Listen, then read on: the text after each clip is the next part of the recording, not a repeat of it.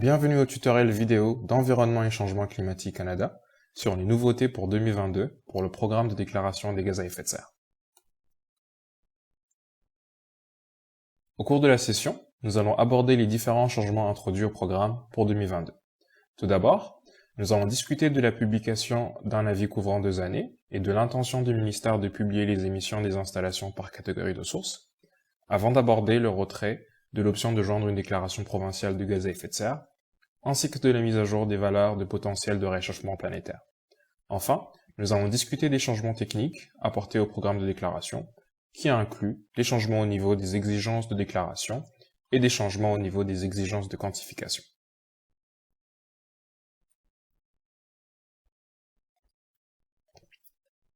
Nous allons commencer par la publication d'un avis couvrant 2 années.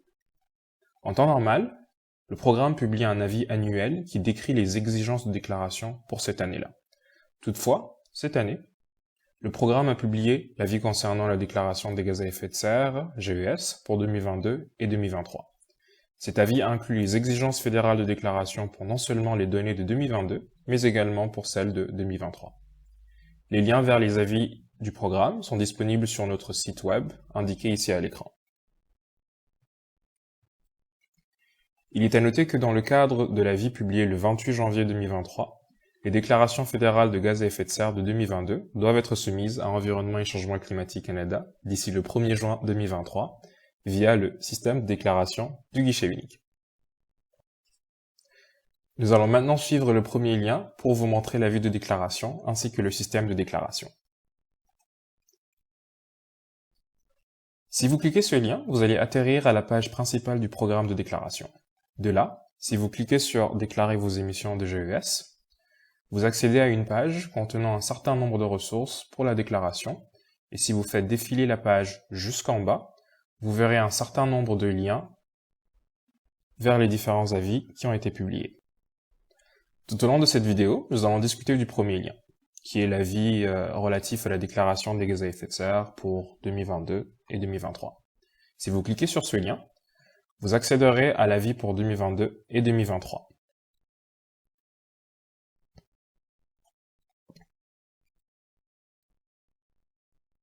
Si vous suivez le deuxième lien qui est sur cette diapositive, vous allez être conduit directement au guichet unique. Et vous arriverez sur cette page où vous aurez à choisir votre langue et à vous connecter au système du guichet unique pour remplir votre déclaration.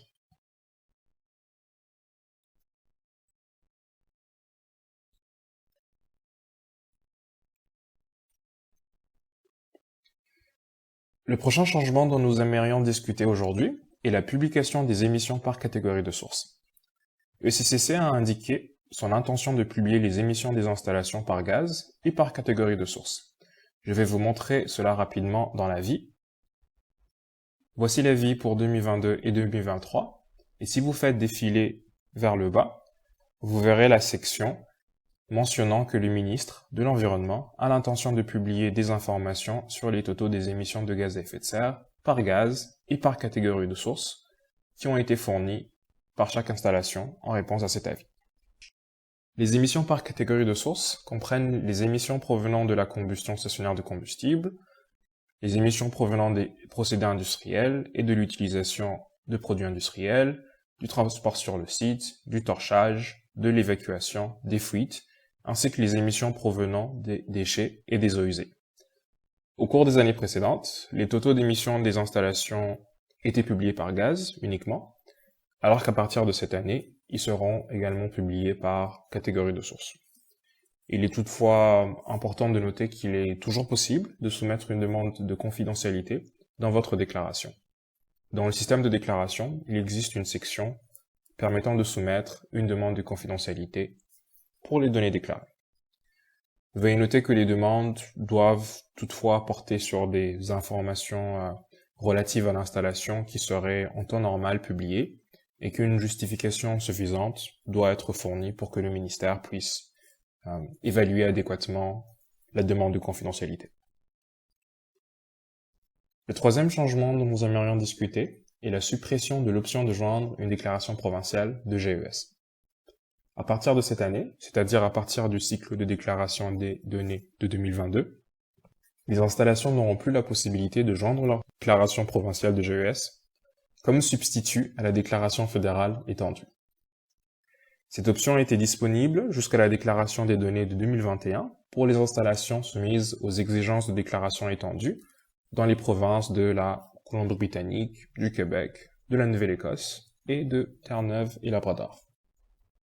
Pour déterminer si votre installation est soumise aux exigences de déclaration étendue, vous pouvez vous référer à l'annexe 3 de l'avis. Il est à noter que la possibilité de joindre une déclaration provinciale de GES dans le système de déclaration existe toujours pour les années antérieures à 2022. Je vais maintenant vous montrer ce à quoi nous faisons référence quand nous parlons de déclaration provinciale de GES. Nous voici maintenant dans le système de guichet unique et plus précisément dans le module de déclaration des émissions de GES, de CCC et des partenaires. Ce que je vais faire ici, c'est que je vais entrer dans une déclaration pour 2021 pour cette installation test ici en cliquant sur modifier et je vais me rendre à l'écran activité de l'installation.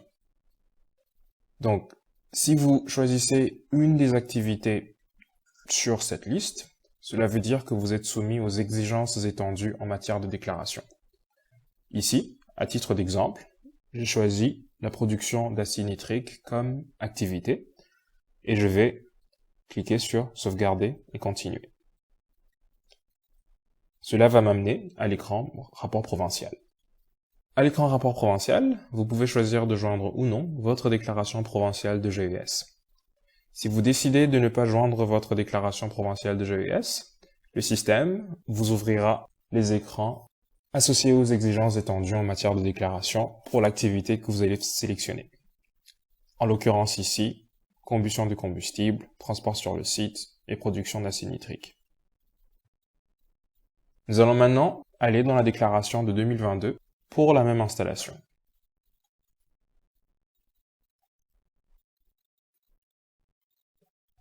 Donc je vais choisir 2022 ici. Et je vais ouvrir la déclaration pour cette installation. Donc je vais passer à travers les différents écrans, comme ceci.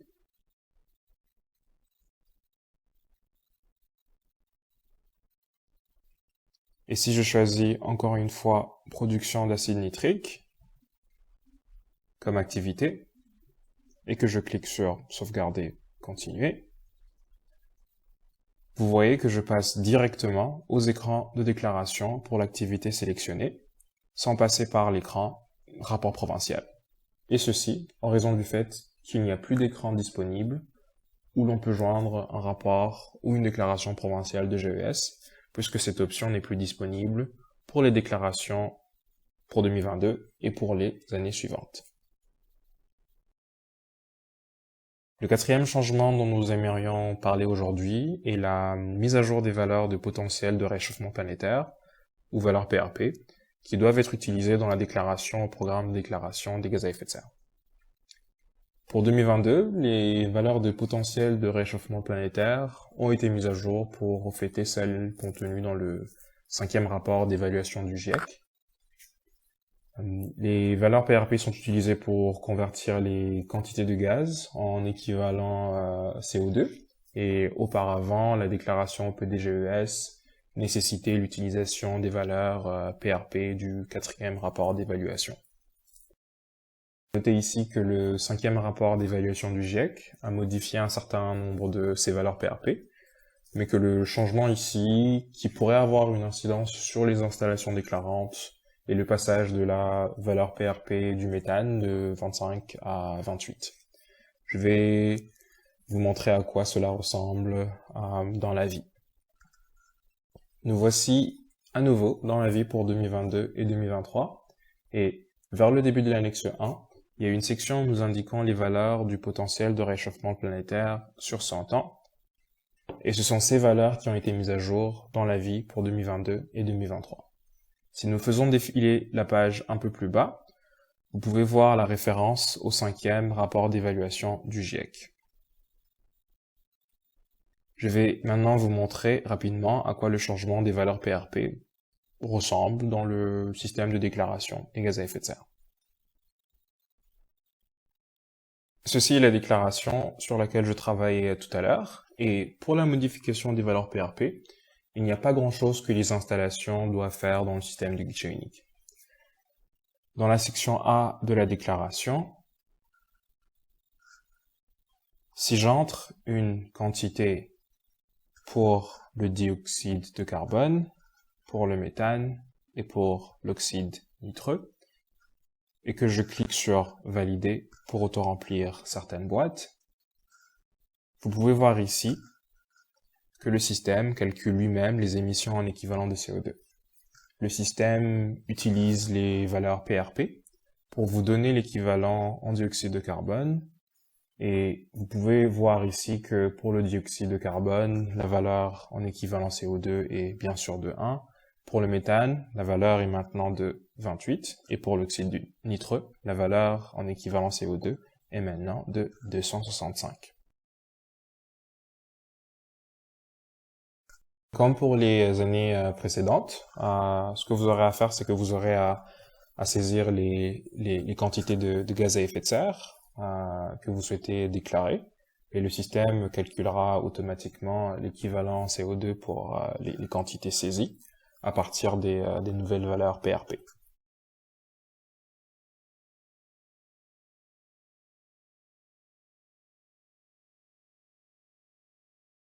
Nous allons maintenant aborder certaines mises à jour plus techniques apportées au programme, en l'occurrence les exigences de déclaration et les exigences de quantification pour les installations soumises à des exigences de déclaration étendues.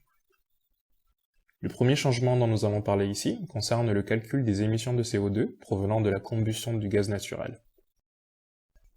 Le changement ici concerne la méthode de quantification pour le calcul de ces émissions de CO2 qui repose sur le pouvoir calorifique supérieur.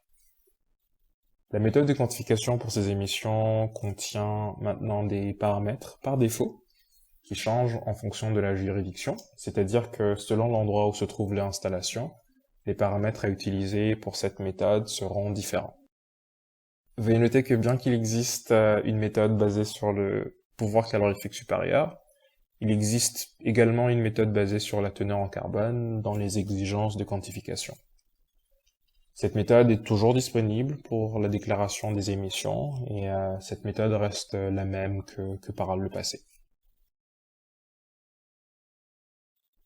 Je vais maintenant aller dans les exigences de quantification pour vous montrer la méthode qui a été mise à jour. Voici les exigences relatives à la quantification des gaz à effet de serre du Canada. Si nous faisons défiler pour aller à la section sur la combustion de combustible de ces exigences,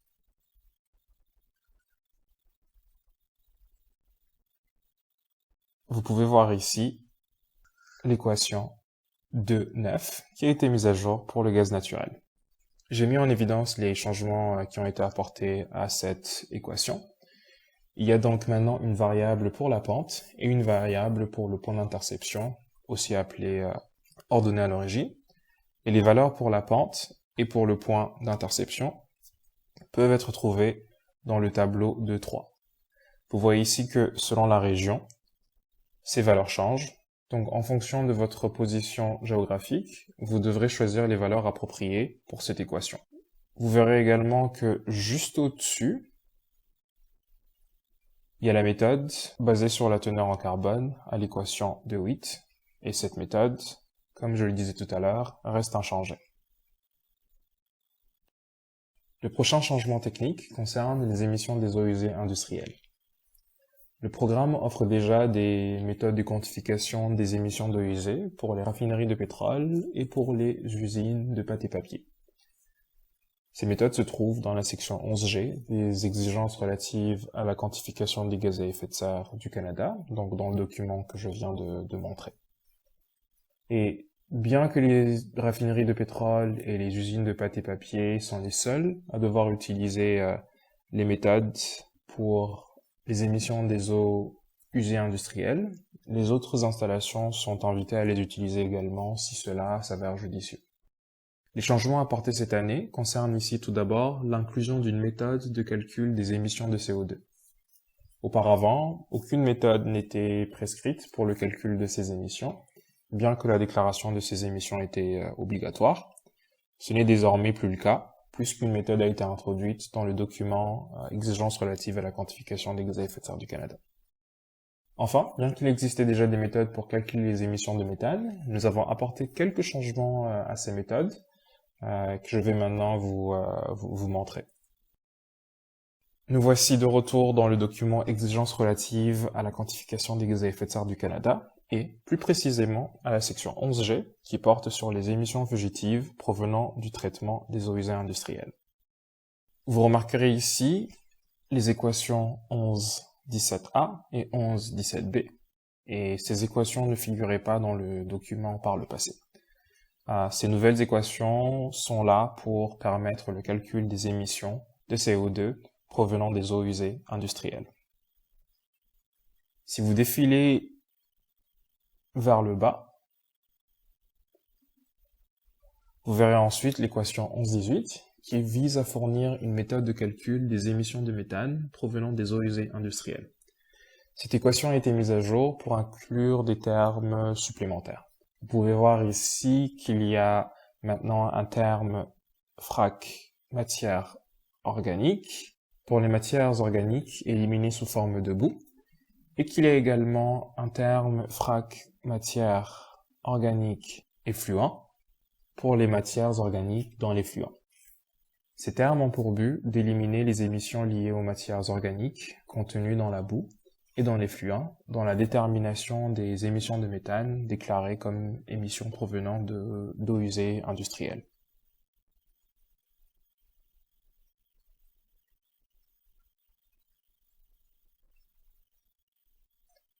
Si vous descendez un peu plus bas, vous verrez que nous avons ajouté ou mis à jour plusieurs tableaux et que nous avons fourni des méthodologies alternatives pour calculer la fraction des matières organiques éliminées sous forme de boue. Et cela correspond aux équations 11.19 et 11.20.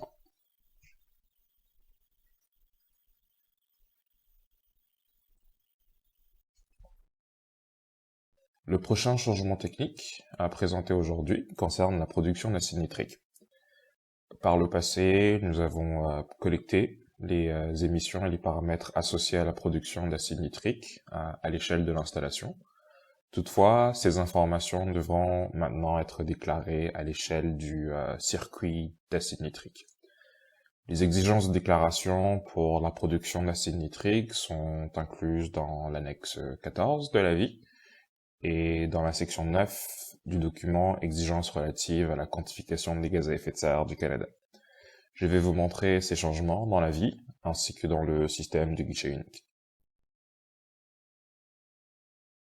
Nous voici de retour dans l'avis pour 2022 et 2023, et si nous allons à l'annexe 14,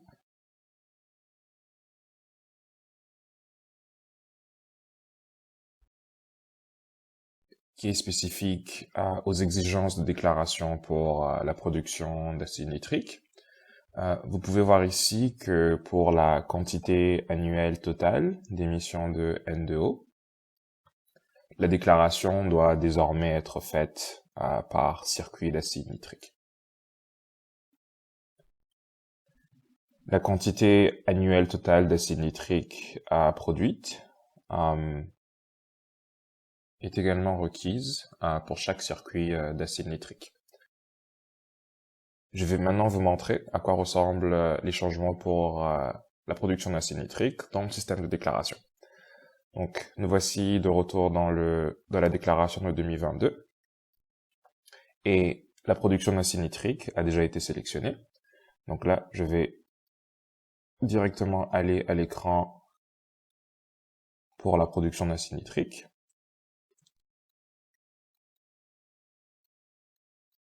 Vous remarquerez que cet écran a considérablement été mis à jour cette année. À cet écran, les installations doivent maintenant ajouter un circuit d'acier nitrique pour pouvoir déclarer les émissions provenant de la production d'acier nitrique. Je vais ajouter un circuit en cliquant sur « Ajouter ». Et vous pouvez voir ici qu'une nouvelle fenêtre s'affiche. Et dans cette nouvelle fenêtre, il est maintenant nécessaire d'indiquer l'identifiant du circuit,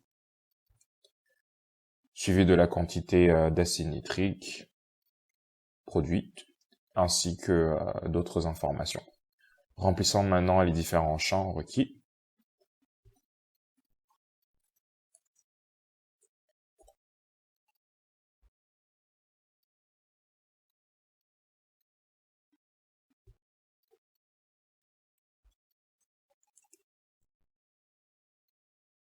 Nous n'avons pas besoin de remplir la partie relative à l'équation 9.6, étant donné que nous avons sélectionné la méthodologie 9.2.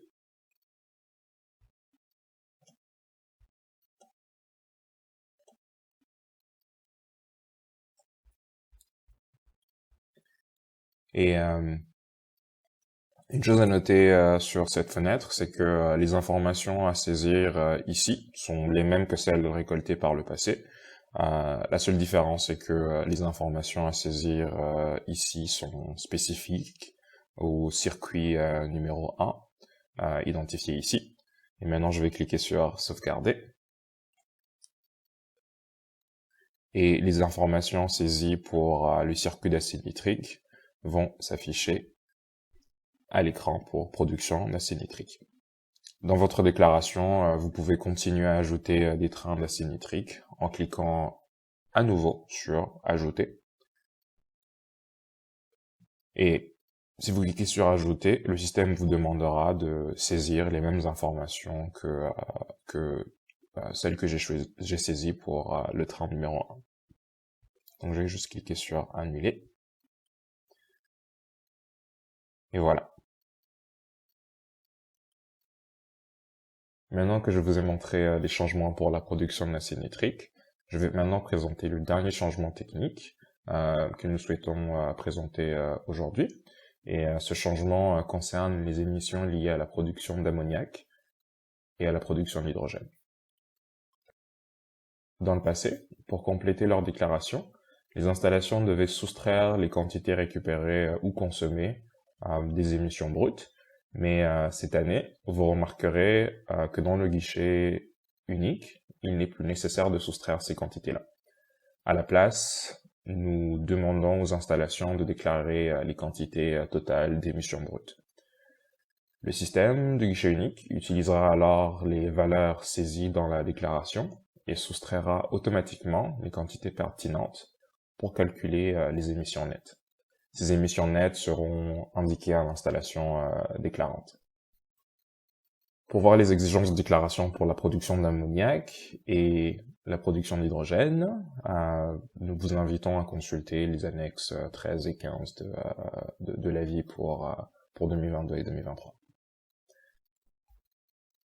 Je vais maintenant vous montrer le système de déclaration pour que tout le monde puisse voir ce que nous entendons par déclaration des émissions brutes. Donc dans le système de déclaration pour 2022, j'ai ici la déclaration pour mon installation en test. Ce que je vais faire ici, c'est que je vais sélectionner les activités production d'hydrogène et production d'ammoniac, comme ceci, afin de vous présenter les changements pour ces deux activités-là dans le système de déclaration. Et je vais cliquer sur sauvegarder, continuer. Et nous allons commencer par l'activité production d'ammoniac. Donc je vais directement me rendre à cet écran. Vous pouvez voir ici que tout en haut de la déclaration, le système demande désormais les émissions brutes liées à la production d'ammoniac. Vous pouvez donc, comme d'habitude, sélectionner votre méthodologie et entrer vos émissions. Le CO2 consommé dans la production d'urée est également demandé, comme par le passé. Je vais simplement indiquer ici quelques valeurs à titre d'exemple. Et si je défile vers le bas, vous remarquerez que nous avons également une autre section appelée « Autres CO2 récupéré, capté », excluant le CO2 consommé dans la production d'urée. Cet autre CO2 récupéré et capté exclut bien sûr le CO2 consommé dans la production d'urée que nous avons déjà saisi ici. Ici, je vais saisir une quantité pour cet autre CO2 récupéré et capté en appuyant sur l'icône « Ajouter » et je vais entrer une valeur pour ce CO2 comme ceci, et je vais sélectionner l'utilisation en aval comme objectif pour cet autre CO2.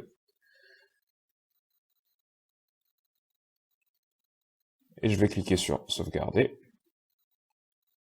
Et vous verrez ici que l'autre CO2 récupéré et capté que j'ai saisi est maintenant affiché à l'écran. Et une fois avoir saisi les informations concernant les émissions à cet écran, vous pouvez voir ici qu'il y a maintenant un champ pour les émissions nettes. Le système prend les émissions brutes qui ont été saisies ici et soustrait la quantité appropriée, donc dans ce cas, le CO2 consommé dans la production d'urée et l'autre CO2 récupéré, capté, pour ensuite calculer la valeur des émissions nettes. C'est cette valeur qui va ensuite entrer dans le total déclaré par l'installation. Dans cet exemple, il s'agit de 80 tonnes d'équivalent CO2 qui entrent dans le total de l'installation. Il y a également autre chose à mentionner ici sur cet écran pour autre CO2 récupéré ou capté. Et pour cela, nous allons ajouter une nouvelle entrée et saisir une quantité.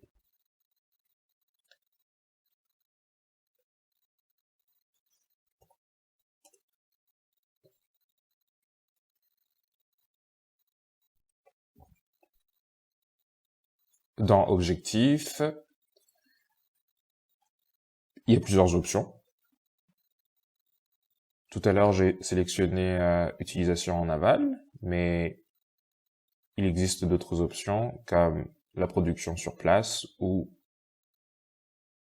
le stockage permanent de ce CO2. Ce qu'il faut mentionner ici, c'est que ce n'est que dans les cas où le CO2 n'est pas considéré comme ayant été émis par l'installation que le système soustrait ses émissions de la quantité brute. Et ceci s'explique par le fait que le programme de déclaration des gaz à effet de serre capture les émissions directes des installations et non les émissions indirectes. Donc, si je sélectionne production sur place comme objectif de mon CO2 récupéré ou capté, et que je clique sur sauvegarder, vous remarquerez ici que le montant de CO2 saisi n'est pas soustrait des émissions brutes, car nous considérons qu'il s'agit d'une émission directe par l'installation et que ce CO2 est utilisé et émis quelque part à un autre endroit sur le site de l'installation. Et donc, il n'est pas nécessaire de soustraire ce CO2 de la quantité brute. Pour ça que à cet écran, les émissions nettes restent à 80, comme tout à l'heure, puisque le CO2 qui a été saisi ici est destiné à de la production sur le site de l'installation et que par conséquent, ce CO2 fait partie des émissions de l'installation. Donc voilà pour la production d'ammoniac. Passons maintenant à l'écran pour la production d'hydrogène.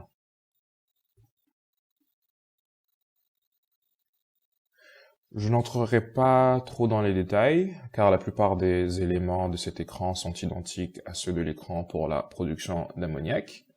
Nous avons à nouveau ici la section pour les émissions brutes et celle pour l'autre CO2 récupéré et capté. Comme précédemment, l'installation déclarante doit saisir la quantité d'émissions brutes, comme ceci, en sélectionnant d'abord une méthodologie et en entrant une valeur. Et ensuite, l'installation, comme pour la production d'ammoniac, doit sélectionner « Ajouter » pour ajouter le CO2 récupéré et capté.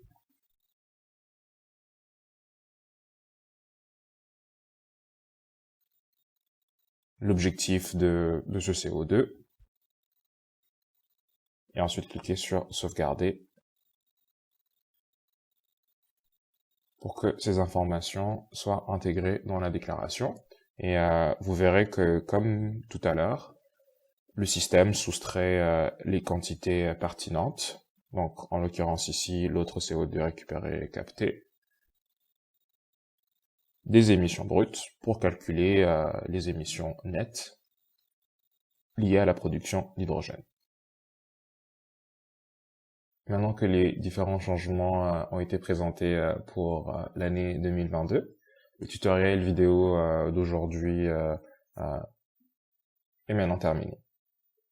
Les dernières diapositives montrées ici à l'écran a pour but de présenter brièvement les différentes ressources disponibles pour la déclaration au PDG-ES. Et nous encourageons tout le monde à consulter ces différentes ressources.